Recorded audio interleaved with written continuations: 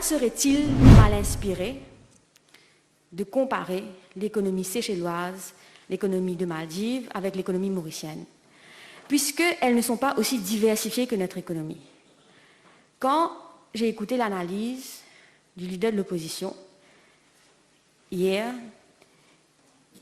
il semble faire abstraction du fait que ces économies sont principalement dépendantes du tourisme, alors que nous sommes une économie beaucoup plus diversifiée et que notre stratégie touristique ne peut pas être la seule stratégie économique que nous adoptons.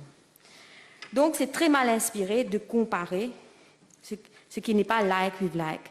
La seule chose que nous avons en commun, c'est que nous sommes des îles insulaires et que nous sommes de petite taille. Mais en ce qui se concerne, la machinerie, l'architecture de nos économies, elles ne sont pas comparables. Face à cette situation, Monsieur le Président, nous pouvons dire que notre économie a été très résiliente, malgré notre forte dépendance sur les importations pour les denrées de base. Notre secteur agricole nous a permis de garder la tête hors de l'eau.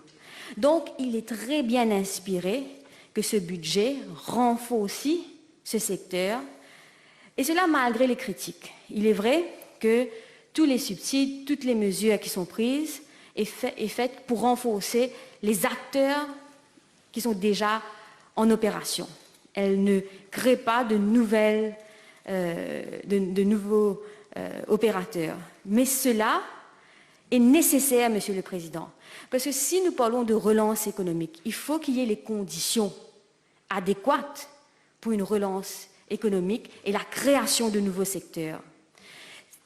Le ministre des Finances et le ministre de l'Agriculture se sont concentrés sur ce qui permet notre survie, sur ce qui nous permet, face à la situation mondiale et la situation des autres économies, de tenir la tête hors de l'eau. Et cet investissement sur notre production agricole est plus que judicieux.